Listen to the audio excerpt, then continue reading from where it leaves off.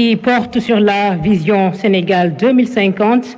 Et cette présentation sera faite par Monsieur Victor Ndiaye, président du cabinet Performance Group, que je vous prie de bien vouloir accueillir. Merci beaucoup.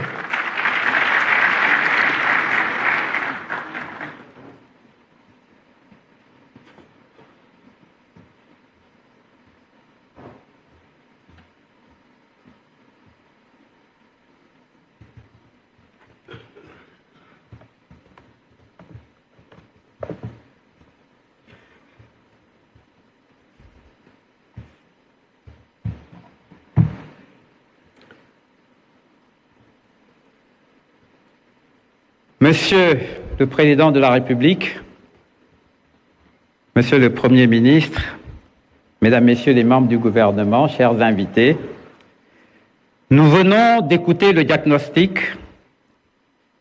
Le 24 mars 2024, les Sénégalais ont voté pour la rupture proposée par le président Diomaye Faye, rupture des pratiques, rupture des mentalités au service d'une grande ambition, faire du Sénégal une nation souveraine, juste et prospère, ancrée dans des valeurs fortes. La proposition du président de la République aux Sénégalais, c'est d'abord une transformation systémique, plus de souveraineté, des filières compétitives et des pôles économiques dynamiques sur l'ensemble du territoire et des populations réellement émancipées. Pour notre pays, c'est aussi une transition vers un tout nouveau paradigme, avec un nouveau modèle de développement qui n'est plus porté par un État qui fait tout et qui s'endette, mais par un État stratège et un secteur privé national fort, un développement endogène et la définition d'un pacte national entre ceux qui gouvernent et les citoyens. Probité, intégrité, civisme, citoyenneté, avec comme viatique pour tous le Djoub Djoubol Djoubanti. Cette vision est ambitieuse parce que le Sénégal dispose d'un capital humain, matériel et immatériel remarquable, encore largement en friche. Libérer ce potentiel permettra de changer la trajectoire de développement du Sénégal avec, pour les 25 prochaines années, une croissance moyenne minimale de 6,5% par an qui positionnera le Sénégal en 2050 avec plus de 4 500 $ par habitant dans une nouvelle catégorie, celle des pays à revenus intermédiaires supérieurs. Pour cela, la profession de foi du président Diomaye Faye, traduite à travers le document du projet, a été déclinée en un agenda national de transformation, nouveau référentiel des politiques publiques. Cet agenda se décline en 4 axes. Le premier axe sera de doter l'économie de solides moteurs de croissance. Le Sénégal passera d'une économie désarticulée, extravertie et à faible valeur ajoutée vers une économie intégrée et à forte valeur ajoutée, notamment en s'appuyant sur des filières stratégiques autour de 4 grands moteurs de croissance. Le premier moteur, c'est la transformation des industries extractives, avec 4 filières qui seront le catalyseur du Sénégal industriel. Le premier, ce sont les hydrocarbures. Le coût élevé de l'électricité a toujours constitué un des premiers blocages au décollage industriel de notre pays. Ce blocage sera levé grâce à nos ressources en gaz. Le Sénégal, aujourd'hui, ne dispose que de 1740 mégawatts à un prix facturé de 110 francs le kilowattheure en contrepartie de subventions colossales. L'ambition d'ici 2050, c'est 12 000 mégawatts, avec dès les 10 prochaines années 4 000 mégawatts à moins de 60 francs le kilowattheure, et dès ce mandat, une suppression des subventions et un début de réduction des prix facturés. Pour cela, la mise en place du gazoduc est aujourd'hui une des priorités du gouvernement. L'autre volet majeur, c'est le développement de bases logistiques pétrolières pour faire du Sénégal la principale plateforme de service des activités pétrolières du bassin régional, mais c'est surtout la nouvelle cité de la pétrochimie qui rassemblera de grands projets pétrochimiques avec 5 à 8 milliards de dollars d'investissement et 15 000 emplois. La deuxième filière stratégique, ce sont les phosphates. Le Sénégal dispose d'importantes réserves à Darou-Moussi et surtout à Ndendori, près de Matam, qui sont aujourd'hui peu valorisées. Aujourd'hui, une partie de ce phosphate est exploitée par les ICS, principalement pour produire de l'acide phosphorique exporté en Inde. La vision des nouvelles autorités est différente. Désormais, le phosphate sénégalais sera principalement valorisé et transformé en engrais ici au Sénégal, avec le grand pôle industriel qui sera à Matam. Ceci pour assurer notre souveraineté agricole et appuyer nos voisins de la sous-région dans cette bataille aussi de la souveraineté agricole. La troisième filière extractive, ce sont les matériaux de construction. Malgré nos matières premières, nous importons 60% de nos besoins et cela impacte aussi bien le coût que la qualité de nos constructions. Le gouvernement mettra tout de suite plus d'ordre dans ce secteur, mais la vision, c'est surtout de produire beaucoup plus de matériaux sur place et de réduire les importations en valorisant toutes nos matières premières. Cette valorisation fera naître une quatrième filière. En effet, en mettant en place les conditions nécessaires, notamment le chemin de fer et l'énergie, le Sénégal valorisera les importantes réserves de fer de la Falémé et se positionnera d'ici 2050 comme un hub métallurgique régional. Le deuxième moteur de croissance de l'économie sénégalaise de demain sera l'agriculture et les industries agroalimentaires. Le Sénégal va valoriser son potentiel agricole diversifié dans les céréales, l'arachide, l'horticulture, les produits de l'élevage, les produits halieutiques, les produits forestiers non ligneux, le sel, pour devenir une puissance agricole moderne. Mais pour cela, un nouveau modèle agricole sénégalais s'impose à plus haut rendement, avec des filières organisées et connectées au marché. L'agriculteur sénégalais de demain sera un acteur formel, formé, connecté à la base de données agricoles, qui lui fournira des informations précieuses comme les alertes météo. Il sera sécurisé par un bail agricole et bancarisé. Il sera membre d'une coopérative qui lui apportera de précieux conseils et services et qui sera sous contrat avec les agropoles et leur fournira des produits traçables. Grâce à cet agriculteur, le Sénégal assurera en 2050 sa souveraineté alimentaire et exportera des produits alimentaires à forte valeur ajoutée. Le troisième moteur de croissance, ce sera l'industrie manufacturière. Le Sénégal a connu dans les années 70-80 un décollage de son industrie manufacturière, mais pour une bonne partie de ce tissu industriel aujourd'hui a disparu. La vision 2050, c'est une réindustrialisation, mais sur des bases solides, notamment dans 4 filières, les industries chimiques et pharmaceutiques, le cuir et le textile, les industries d'assemblage et les industries de recyclage. Le quatrième moteur de croissance, ce seront les services à valeur ajoutée. D'abord, le numérique. Aujourd'hui, c'est le moteur de l'économie mondiale. L'ambition du projet est aussi d'en faire demain le moteur de l'économie sénégalaise à travers une large adoption qui permettra d'améliorer aussi bien la vie quotidienne, l'économie que la gouvernance. Pour cela, le Sénégal commencera à mettre en place dès ce mandat les fondements solides d'une société numérique. Chaque citoyen disposera d'une identité numérique fiable. Le foncier et les biens immobiliers seront digitalisés pour l'équité dans l'accès à la terre et une meilleure justice fiscale. Les citoyens bénéficieront d'un accès généralisé et abordable à l'Internet haut débit. Les services publics seront entièrement numérisés, de même que de nombreux secteurs de l'économie.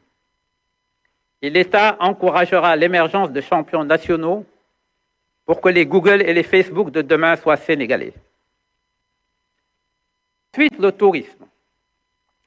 Ce secteur a été un moteur de l'économie sénégalaise, mais ce moteur s'est affaibli. L'ambition d'aujourd'hui, c'est de le relancer, en diversifiant l'offre sénégalaise au-delà du balnéaire et du tourisme d'affaires, pour valoriser nos trésors dans l'écotourisme, le tourisme culturel, le tourisme religieux ou l'événementiel, comme les prochaines JOJ, et d'y créer près d'un demi-million d'emplois d'ici 2050. Et enfin, les industries culturelles et créatives, la mode, le cinéma, la musique, les arts de la scène, des domaines dans lesquels des Sénégalais talentueux ont su se faire un nom sur la scène mondiale.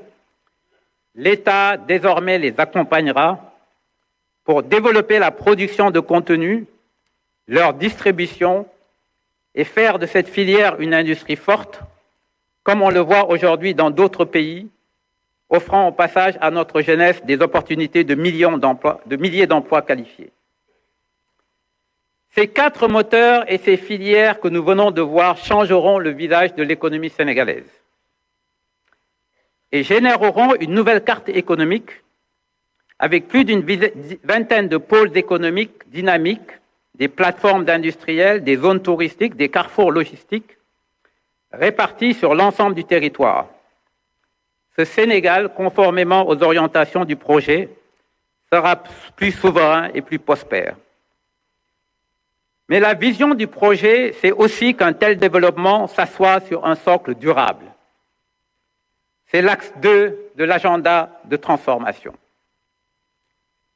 L'aménagement durable du territoire, ce sera d'abord la priorité qui sera désormais donnée, non pas à telle ou telle autoroute, mais au désenclavement du territoire national.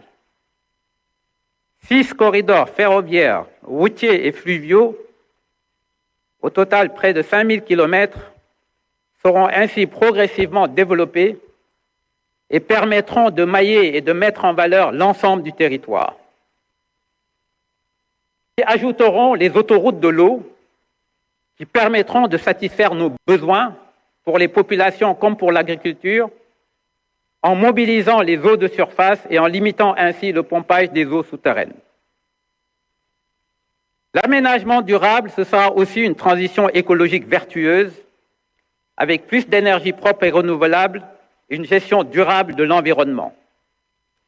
Ainsi, les zones protégées et classées seront développées, la protection du littoral sera renforcée, l'économie circulaire sera promue, et des terres seront restaurées, en particulier à travers la Grande Muraille verte. L'aménagement durable, ce sera enfin un développement territorial plus équilibré et mieux planifié, autour de 8 grands pôles régionaux qui connaîtront tous une augmentation de leur population en moyenne x2, de leur revenu par habitant en moyenne x3 et de leur taux d'emploi qui sera autour de 40%. Premier pôle ici sur la carte, avec 6,1 millions d'habitants en 2050, le pôle de Dakar connaîtra un développement plus maîtrisé et renforcera sa position de pôle de services à valeur ajoutée et de carrefour culturel de rang international. Avec 4,8 millions d'habitants, le pôle de Thiès sera en 2050 un pôle majeur de valorisation des industries extractives, de tourisme balnéaire et d'agro-industrie. Avec 7,6 millions d'habitants, le pôle centre sera un modèle de développement durable centré sur la valorisation de son riche patrimoine touristique et agricole avec la renaissance du bassin arachidier. Avec 5,4 millions d'habitants, le pôle régional sud, un trésor naturel, sera en 2050 une plateforme agro-industrielle rayonnant sur la région, sur toute la sous-région sud, et une destination reconnue de tourisme durable. Avec 3,1 millions d'habitants, le pôle régional sud-est, Kédougou, vaste potentiel aujourd'hui bridé par son enclavement, sera en 2050 un bassin économique dynamique et diversifié, notamment dans les mines et la métallurgie, l'écotourisme et la logistique. Avec 2,2 millions d'habitants en 2050, le pôle régional Nord-Est connaîtra la plus forte augmentation du revenu par habitant, de 400 000 francs à 3,2 millions de francs par an, et se positionnera, grâce à une politique volontariste, en pôle industriel majeur de production d'engrais et un bassin agropastoral moderne. Avec 2,3 millions d'habitants, le pôle régional Nord, pôle agro-industriel compétitif, sera un maillon clé de notre souveraineté alimentaire et une destination touristique prisée. Enfin, pôle régional le plus peuplé du Sénégal en 2050, avec 7,2 millions d'habitants, le pôle Diourbel-Louga, foyer religieux d'envergure mondiale, se positionnera comme un pôle urbain et industriel majeur. Au final, le Sénégal présentera en 2050 un modèle territorial beaucoup plus équilibré, le poids de Dakar passant de 46 à 29% du PIB.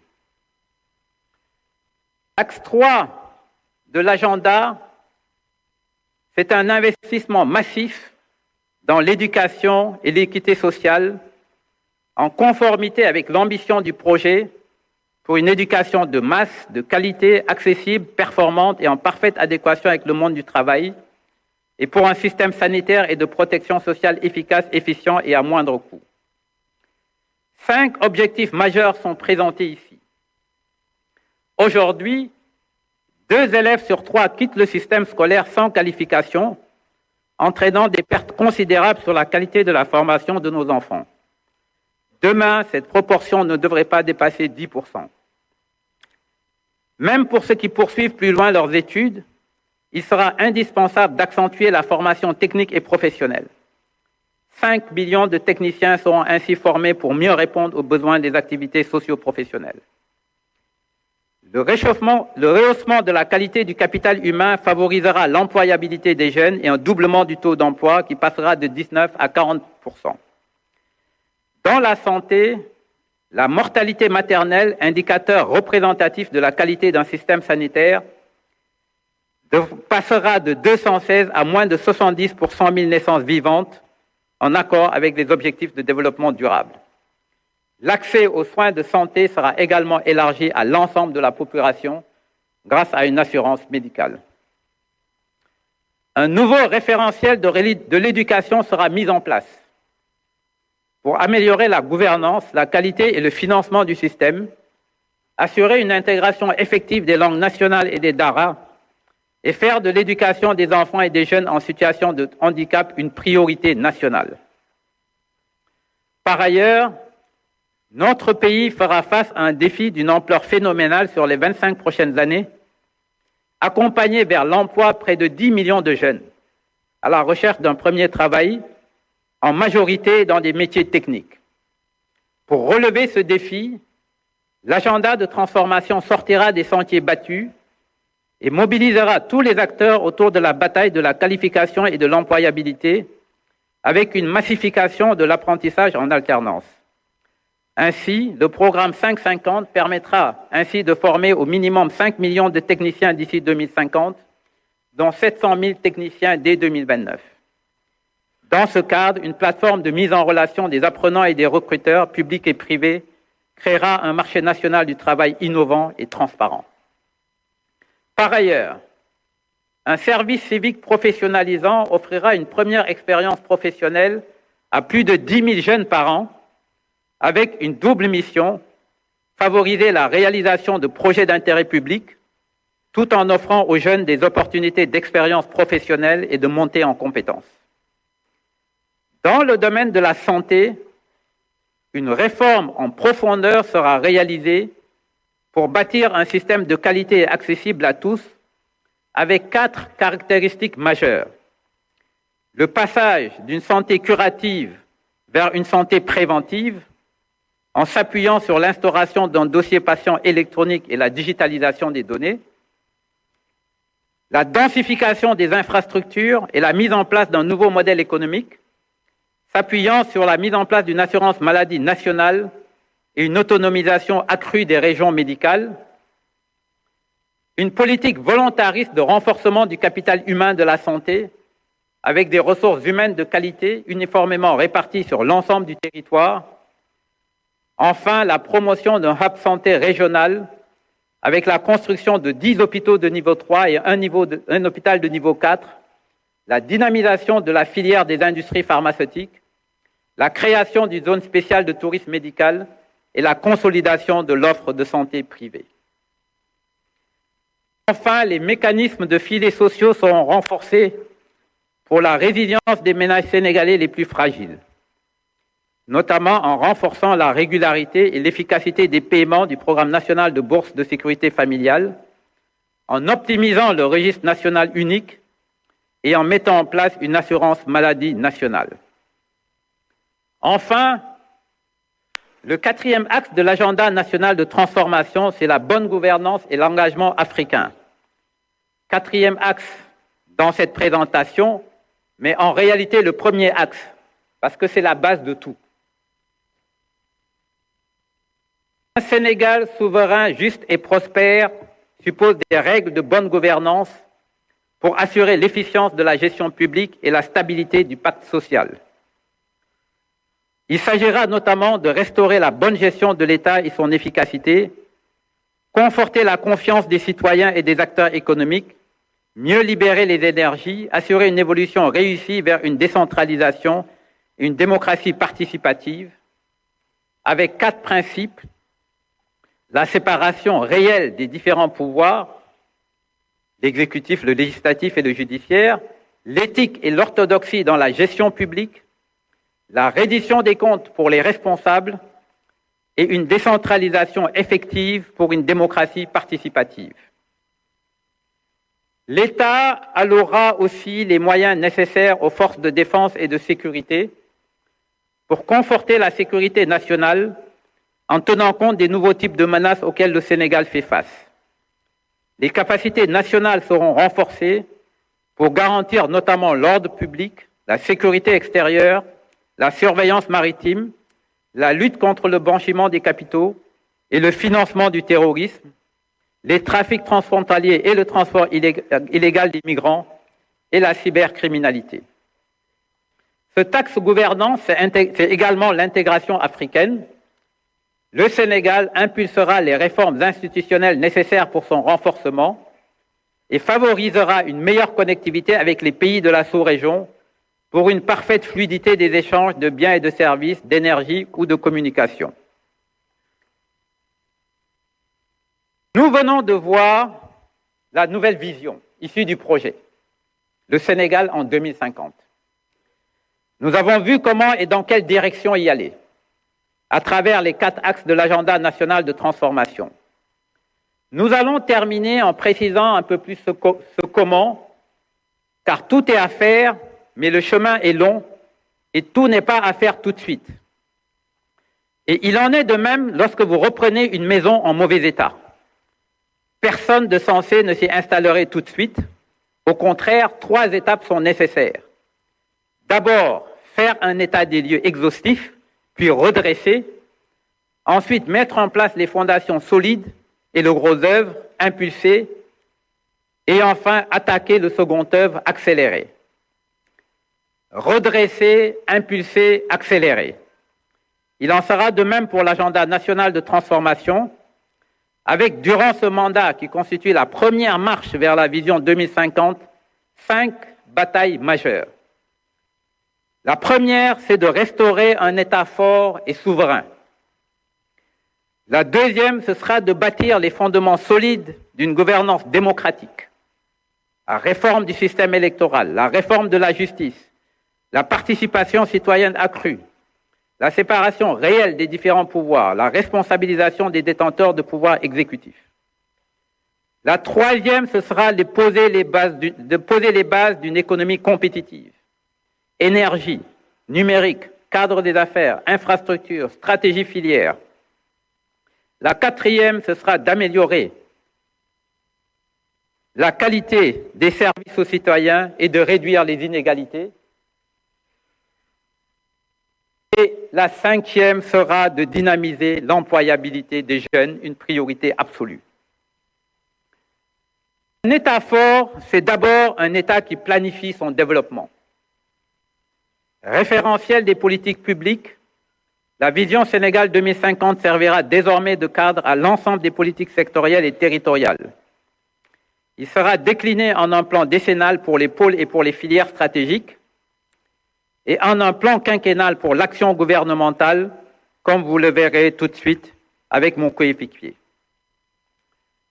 Le président Diomaye Faye a été élu pour remobiliser les Sénégalais derrière une grande ambition. Cette vision partagée par tous, portée par tous, chacun à son niveau, chacun joue à sa partition, comme le montre cette image, fera du Sénégal de demain un pays souverain, juste et prospère. Je vous remercie.